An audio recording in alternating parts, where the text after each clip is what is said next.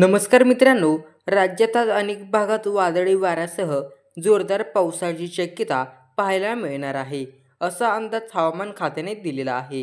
गेल्या आठवड्यांपासून विश्रांती घेतलेला पाऊस आता पुन्हा एकदा सक्रिय झालेला आहे. राज्यात आज अनेक भागात वादळी वाऱ्यासह पावसाची शक्यता पाहायला मिळणार आहे. आता पुन्हा एकदा पाऊस सक्रिय झालेला आहे.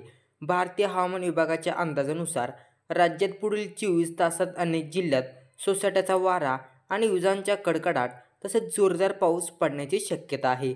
या पार्श्वभूमीवर अनेक जिल्ह्यांना पावसाचा अलर्ट देण्यात आलेला आहे. महाराष्ट्राला पुन्हा एकदा पावसाने झोडपून काढलं. अनेक भागात मुसळधार पाऊस सुरू आहे.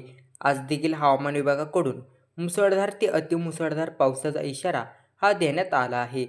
आज रायगड, रत्नागिरी, पुणे, सातारा, कोल्हापूर, अमरावती, वर्धा, नागपूर, चंद्रपूर, भंडारा, गोंदिया, गडचिरोली या जिल्ह्यांमध्ये आज मध्यम स्वरूपाचा म्हणजेच मुसळधार ते मध्यम पावसाचा अंदाज देण्यात आलेला आहे.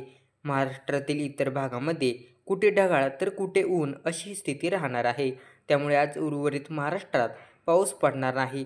ऑगस्ट संपत आला तरी देखील म्हणावा तेवढा पाऊस झाला नाही. त्यामुळे अनेक भागातील धरणे अद्याप 50%ही पूर्ण भरलेले नाहीत.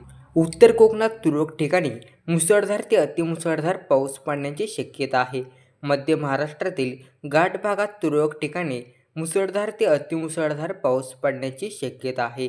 दक्षिण कोकणात तुरळक ठिकाणी मुसळधार पाऊस पडण्याची शक्यता आहे. मुंबईसह उपनगरात आज मध्यम पावसाचा इशारा देण्यात आला आहे. या भागामध्ये आज पावसाच्या हलक्या सरी किंवा ऊन अशी स्थिती राहणार आहे.